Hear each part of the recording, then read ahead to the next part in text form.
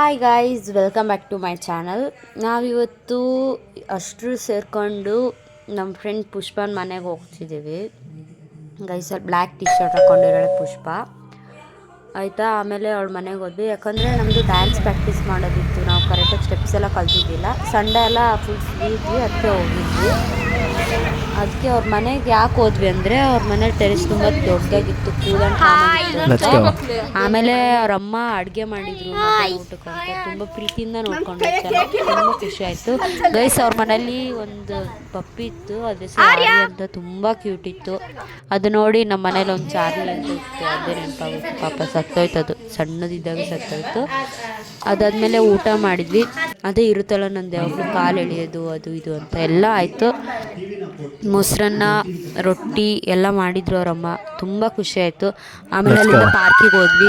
Full ಖಾಲಿ ಇತ್ತು road, park full ಎಲ್ಲ ಫುಲ್ ಜಾಲಿಯಾಗಿದ್ವಿ ಚೀರಾಡ್ಕೊಂತ. ರೋಡ್ ತುಂಬ ಚೀರಾಡಿದ್ದೀವಿ ಗೈಸ್ ಇವತ್ತು.